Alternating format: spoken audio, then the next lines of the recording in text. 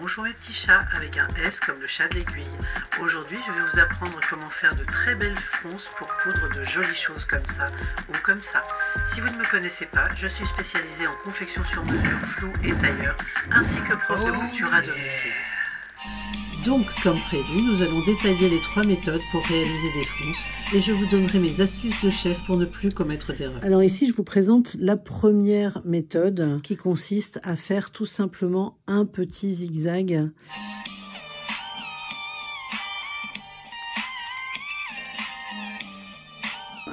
Sur toutes les méthodes, enfin sur les méthodes 1 et 2, on allonge le point au maximum et on ne fait pas de point d'arrêt parce que sinon ça nous empêche de tirer sur nos fils, hein, c'est logique. Donc, alors vous l'aurez compris, c'est pas la méthode que je préfère. C'est vrai que quand on a des petites longueurs comme ça à froncer, comme par exemple sur une tête de manche, bon, et encore, je sais vraiment, moi j'aime pas cette méthode. Alors je vais vous montrer, donc on va tirer nos fils de fronce, hop. Ok, et vous voyez qu'en fait, alors c'est vrai que c'est rapide, mais seulement quand je vais passer à la machine, vous voyez que ce fil de fronce, il n'a pas la stabilité de celui qui est formé avec 2 lignes parallèles. Ce qui veut dire que si je maîtrise pas la position de mon bord franc, et si par exemple j'ai un pli ici qui vient se mettre par-dessus comme ça, et ben très rapidement, je vais avoir des défauts et je vais pas les voir. Donc en fait, quand on utilise cette méthode, ce qu'il faut absolument, dès qu'on passe à la machine, c'est tendre comme ça sur le côté pour arriver à tirer ces fronces. Et franchement, c'est pas l'idéal. Donc, voilà, bon, je vous la montre quand même parce qu'elle existe, hein, mais vous l'aurez compris, je ne la préconise absolument pas. Je pense que c'est quand même beaucoup plus facile, beaucoup plus propre de passer 2 fils. Donc c'est ce qu'on va voir maintenant.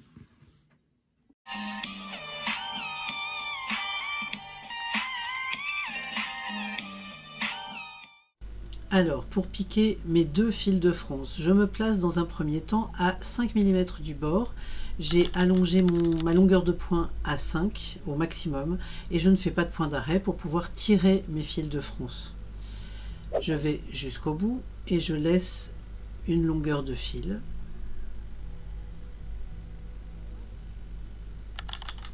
Voilà.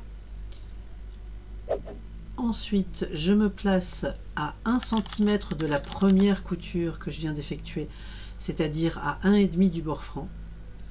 Et je couds de la même manière avec une longueur équivalente et toujours sans faire de point d'arrêt. Et au fait, mes petits chats, restez bien jusqu'à la fin de la vidéo, j'ai un petit cadeau pour vous. Alors, nous sommes donc ici sur la deuxième méthode, c'est-à-dire celle des 2 lignes parallèles. Vous voyez que comme le tissu est très chamarré, il y a plein de couleurs, eh bien, si on assemble nos tissus, on va utiliser un fil qui se fond un peu dans le fond du motif. Bon, un fil un peu rose, rouge, orangé, bon, on a un peu le choix. Et du coup, en fil de canette, je vous ai mis un fil noir et qui contraste avec les autres couleurs, de manière à ce que quand on manipule nos tissus et qu'on fait des fronces, on puisse distinguer notre fil de canette de notre fil de bobine. Alors, je vous le répète, hein, l'astuce du super chef consiste à mettre le fil contrastant sur le fil de canette parce que c'est lui qu'on va tirer et c'est lui qui se tire toujours le plus facilement. Le fil de bobine a toujours un peu plus de résistance. Et comme quand on va assembler nos tissus, eh bien, on sera endroit contre endroit. Donc on ne verra pas le fil de bobine puisqu'on a piqué sur l'endroit du tissu. Nous, ce qu'on aura en face de nous, c'est bien le fil de canette. Donc ça tombe pile poil bien.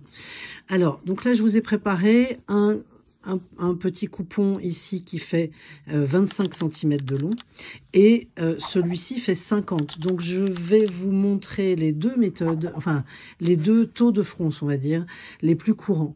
On va commencer par un taux de fronce d'1,5, c'est-à-dire que pour placer notre grand jupon sur le petit coupon de 25, on va faire 25 par 1,5, c'est-à-dire 37,5. Donc on va épingler le début de notre tissu ici, au début du petit coupon de 25, et on va venir mesurer nos 37,5 pour pouvoir placer l'épingle, hop, ici, à la fin de notre coupon de tissu de 25, d'accord? Et donc, j'obtiens évidemment le surplus qu'il va falloir froncer. Voilà. Donc, ce surplus-là, une fois que j'aurai tiré mes fronces, eh bien, il va venir se poser proprement sur mes 25 cm. Donc, on va tirer, vous voyez que, en fait, je maintiens fermement les fils dans ma main droite et c'est ma main gauche qui coulisse. Alors, quand on a une épingle à passer, c'est toujours un peu difficile.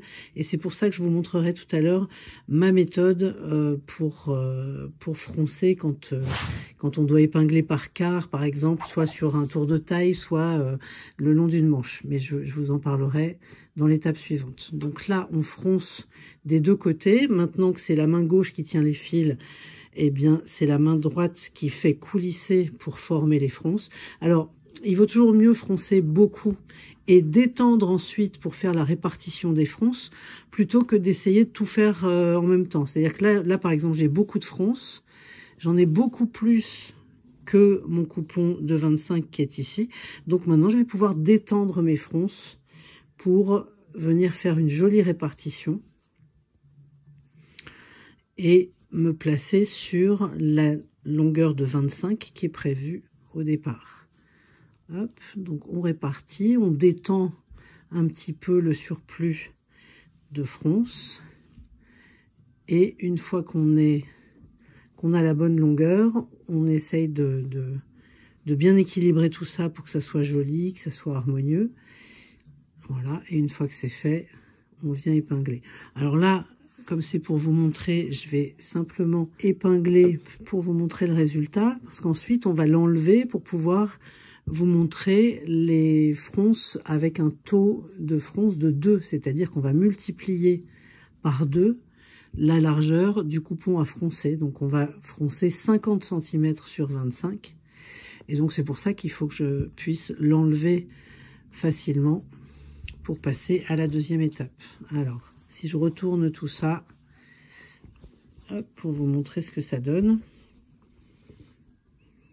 Voilà, c'est joli.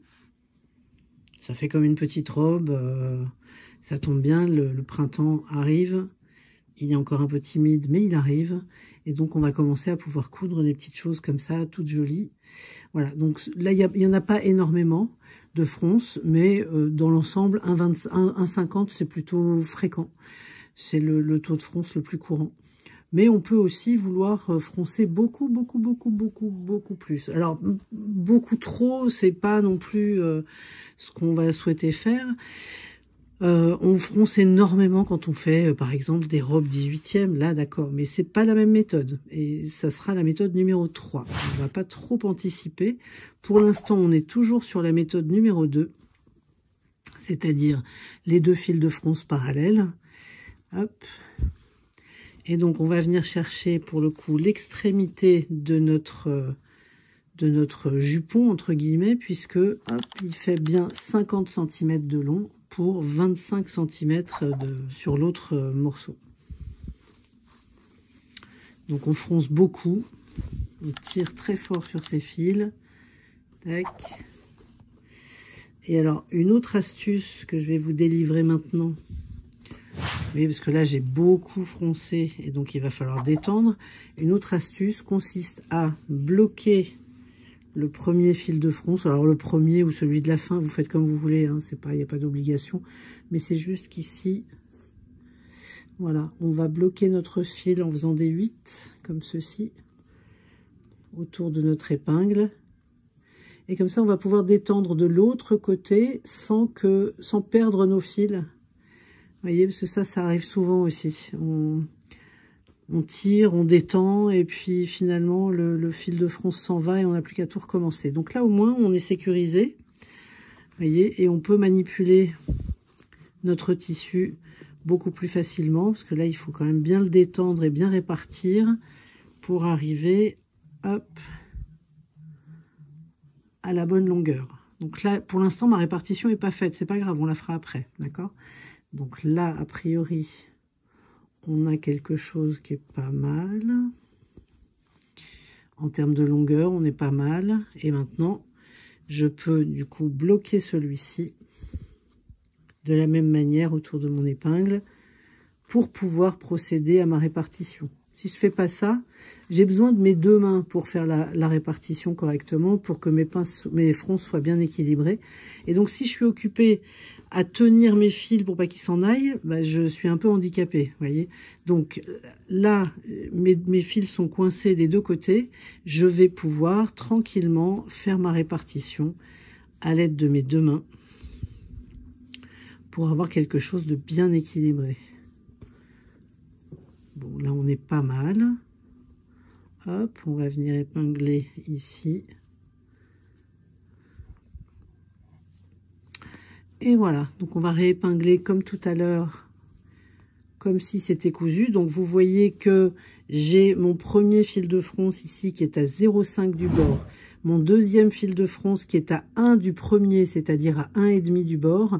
Et on va venir piquer entre les deux fils, c'est-à-dire avec une marge de couture de 1 cm. Ici, on voit bien que nos fronces sont bien perpendiculaires, bien parallèles les unes aux autres et perpendiculaires à notre bord franc. Ce qui fait que quand on va piquer, on aura quelque chose de très propre et de très régulier. C'est pour ça que c'est la méthode que j'affectionne le plus. C'est la méthode la plus courante, hein, d'ailleurs. Quand on a la flemme de faire... C'est une grosse erreur d'avoir la flemme de faire ces deux fils, parce que c'est vraiment ce qui donne le résultat le plus propre, le plus net. Sauf quand on a des tissus très lourds et des très grandes longueurs, ce qui justifie ce que vous avez vu dans le sommaire, la méthode numéro 3, qu'on verra tout à l'heure. Là, pour l'instant, on peut voilà, s'extasier de ces fronces qui sont beaucoup plus denses et plus chargées.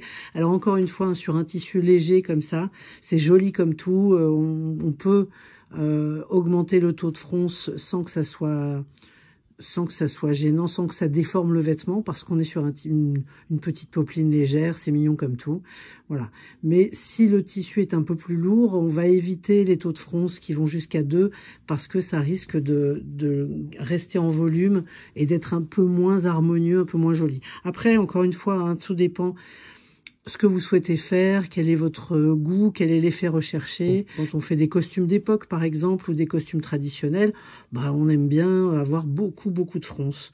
Bon, là, on est vraiment au max quand même. Et on va passer maintenant à une autre étape. Alors, sur cette étape, nous allons faire comme si on montait un volant froncé sur le bas d'une manche. Donc, pour ce faire, j'ai fermé le coupon de 25 cm comme si c'était le bas d'une manche, d'accord, avec une couture d'1 cm, endroit contre endroit. Et j'ai également fermé ce qui va me servir de volant de la même manière. Donc, sans enfermer mes fils de fronce, bien entendu. Donc, on va retourner la manche, la pseudo-manche sur l'endroit. L'idée, c'est de venir répartir nos fils de fronce. Vous voyez, là, j'ai mes 50 cm. Je vais les répartir sur le tour de ma manche. Donc, je mets ma manche à l'intérieur de manière à ce qu'on soit bien endroit contre endroit, d'accord? Mais ce qui va être compliqué, et c'est pour ça que je voulais vous donner vraiment une super astuce de super chef. Là, j'écarte mes deux coutures pour bien les faire coïncider. Et c'est ensuite que l'astuce va commencer. Vous allez voir, ça va vous épater. Enfin, j'espère. N'hésitez pas à me dire en commentaire si vous l'utilisiez déjà, cette astuce, ou si vous découvrez quelque chose de merveilleux qui va vous changer la vie. Donc, ici, vous voyez bien que j'ai mes deux tubes, d'accord? L'idée, donc, c'est de faire une répartition équitable. Et pour ça, on va prendre la moitié ici et les 2/4 ici, qu'on va venir placer sur la moitié de notre manche et les 2/4 de notre manche. Si on commence à procéder comme ça et à épingler tout de suite nos quarts de volant sur nos quarts de manche, on va avoir beaucoup de difficultés à transférer les pinces et à passer le cap des épingles à chaque fois. Vous savez que c'est compliqué, c'est pas, et puis ça a tendance du coup à détériorer beaucoup le tissu parce qu'on force comme ça avec ses mains. Donc c'est pas l'idée de génie. Moi, ce que je vous propose, c'est de vous munir d'un fil, alors soit un fil de bâti, soit, bon là j'ai pris un fil, une aiguille qui était déjà faite, donc c'est pas un fil de bâti, mais peu importe. Ce qu'on va faire, c'est que on va venir faire simplement une bouclette ici. Donc je vais, hop, je fais pas de nœud, hein, c'est pas la peine. Je vais juste faire une bouclette ici. Si le chat arrive à nous laisser travailler tranquillement, ça serait chouette. Ah, le chat. Hop, donc une première bouclette ici. J'en profite pour faire ma bouclette également ici, c'est-à-dire sur ma demi-manche. Donc, on va placer, là on a placé nos demi, et maintenant on va placer nos quarts, c'est-à-dire que je viens faire coïncider mon demi ici, j'espère que vous y voyez clair. En tout cas, moi, je sais où je me trouve, c'est déjà ça. Donc, mon petit repère ici, ma bouclette de demi vient se placer contre ma couture d'assemblage. Et ici, j'ai bien un quart. Donc, je vais lui faire une petite bouclette ici. Et en fait, une fois que mes bouclettes sont installées, eh bien, je n'ai plus à me soucier de ça, le temps de faire mes fronces et de les répartir. C'est-à-dire que je serai plus à l'aise que plutôt que d'avoir déjà posé des épingles, ce qui a le don de m'empêcher de progresser facilement. Voilà. Et donc cette méthode-là, alors peut-être qu'elle prend, c'est même pas sûr, peut-être qu'elle prend un tout petit peu plus de temps, mais franchement, ça change la vie. Hop, une petite bouclette ici. Tac. Bon, alors là, le fil n'est pas forcément très contrastant, mais on va quand même arriver, vous inquiétez pas, à s'y retrouver et à avancer correctement. Donc là, sur mon volant, je fais la même chose, c'est-à-dire que je viens placer ma première bouclette au niveau de la couture d'assemblage. Ici, je viens chercher mon quart. Hop, une petite bouclette là, et une petite de l'autre côté. Et on sera bon, on pourra froncer, et vous allez voir que c'est beaucoup plus facile à manipuler une fois que les fronces sont faites. C'est là qu'on place qu'on fait coïncider nos quarts. Et franchement, c'est vachement mieux. Tac. Hop, allez, c'est parti. Donc, j'attrape encore une fois, comme mon fil de fronce est du bon côté, mon fil de canette, pardon, et du bon côté, eh bien, je peux froncer sans être gêné. Tac, on va accélérer un petit peu le processus. Hop, hop, hop, hop, hop. Je vous retrouve quand c'est fait.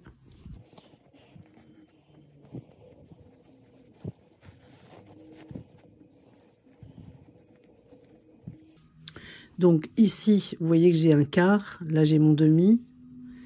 C'est vrai qu'on les distingue pas énormément, mais si j'avais eu la bonne idée de mettre un fil noir, eh ben en effet, on l'aurait retrouvé plus facilement. Mais on va s'en sortir, vous allez voir. Tac. Donc ici, je fais coïncider ma demi-manche avec mon demi-volant. Hop, j'ai plus qu'à mettre l'un en face de l'autre, l'une en face de l'autre, mes deux bouclettes de demi. Hop. Voilà. Ici, je vais mettre ma bouclette de quart avec celle du quart de volant ici. Ça me permet déjà, vous voyez, de détendre et de répartir. C'est quand même vachement plus facile. Hop, surtout quand on a des espaces un peu exigus comme ça, une manche, c'est jamais très gros. Bon, là, j'arrive pas à retrouver. Ah si, voilà, ma bouclette est là, vous voyez. Je fais coïncider mes deux bouclettes. Hop. Et j'en ai même pas perdu une seule, vous vous rendez compte? C'est pas merveilleux, ça? Bah ouais. C'est merveilleux. Hop, et voilà. Vous voyez? Donc là, j'améliore un petit peu ma répartition. Je tire un petit peu plus mes fils parce que les extrémités sont légèrement distendues. Hop, et là, alors, je peux rajouter des épingles si je veux. Je peux, voilà, fixer tout ça le temps d'aller passer à la machine. Ok? Et voilà.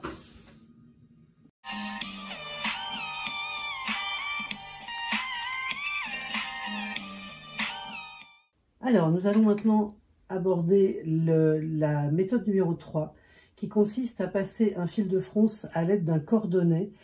Cette méthode s'utilise essentiellement sur les tissus lourds et les grandes longueurs, c'est-à-dire que, par exemple, l'exemple le plus classique, c'est la méthode qui consiste à faire des fronces très serrées sur un gros jupon de type robe 18e. Bon, là, on a besoin de quelque chose de très solide, et la méthode à 2 fils, qui est malgré tout la plus courante et la plus jolie, ne fonctionnera pas si vous tirez fort sur vos fils. Et ben, ça risque de casser, et quand on a 3 mètres, 4 mètres de fronce à faire, c'est très agaçant de devoir tout refaire parce que le fil a cassé. Donc première méthode, alors j'ai enfilé ma machine avec un fil qui est exactement de la même couleur que mon tissu, parce que le gros inconvénient de cette méthode, même si elle est très efficace, c'est que une fois que les fronces sont faites et que le jupon par exemple est monté sur la ceinture, on aura beaucoup de difficultés à aller enlever le point zigzag, ou alors ça prend beaucoup de temps. Donc du coup il vaut mieux que ça soit vraiment dans le ton.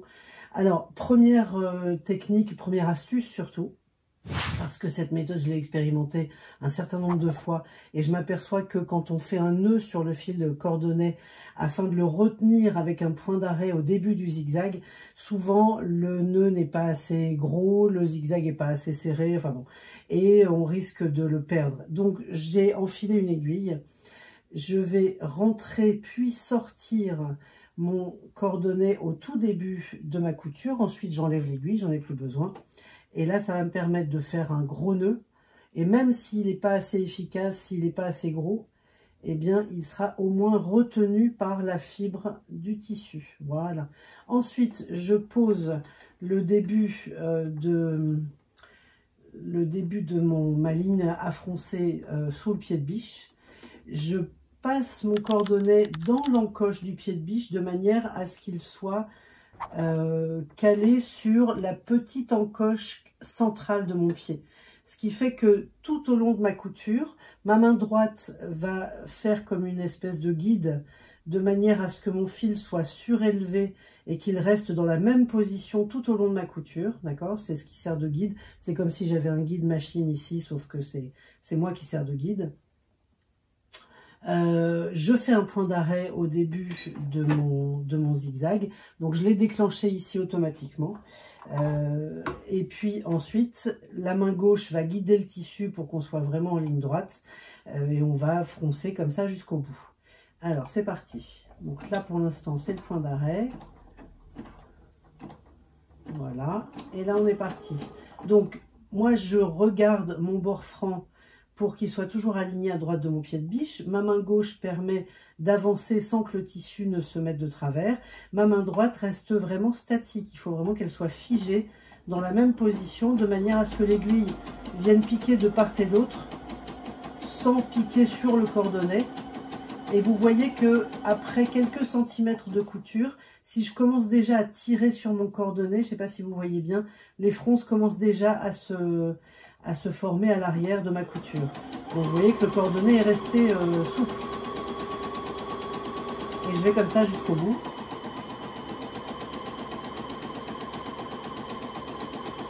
Donc là, encore une fois, hein, sur cette chaîne, on ne fait pas d'ouvrage en entier, on détaille simplement des gestes techniques vraiment à la loupe. Ce qui fait que je travaille toujours sur des chutes pour vous montrer en détail les caractéristiques techniques et les gestes à adopter, mais on n'est pas sur un ouvrage qui va être terminé. Donc soyez pas surpris de voir que c'est un bout comme ça qui a déjà été découpé. Le but n'est pas de faire avec vous un jupon, mais juste de vous montrer les techniques.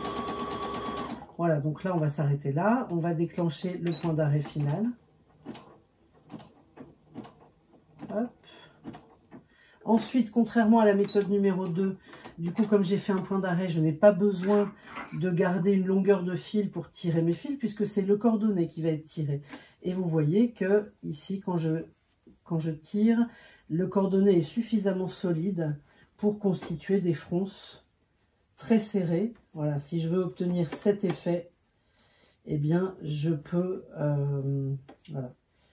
Je peux serrer très fort mes fronces. Alors, il ne faut pas non plus serrer trop fort parce que après, ça devient, ça fait des gros paquets, c'est pas très joli et c'est pas facile à monter dans une ceinture. Donc, il faut que ça reste quand même harmonieux, hein.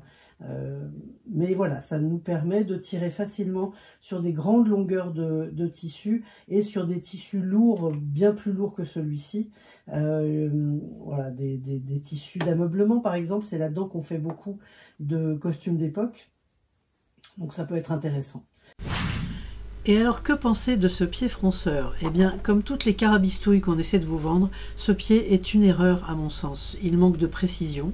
Il ne vous permet pas de résorber une longueur donnée de tissu sur une autre longueur donnée en appliquant un taux de fronce précis. En plus, il vous oblige à monter votre tension de bobine à 9, alors que c'est une très mauvaise idée. Pour résumer tout ce qu'on vient de voir, le zigzag n'est pas la meilleure méthode. Les deux méthodes que je préconise dépendent du poids du tissu et de la longueur à froncer. Pour la méthode 2, il faut toujours passer un fil de canette contrastant. Et puis oubliez ce pied fronceur. Et voilà mes petits chats, j'espère que vous aurez appris quelque chose. N'hésitez pas à vous abonner, à liker, à commenter et même à partager si vous le souhaitez. À bientôt! Bien sûr, en description, mon petit cadeau, ainsi que des liens très instructifs.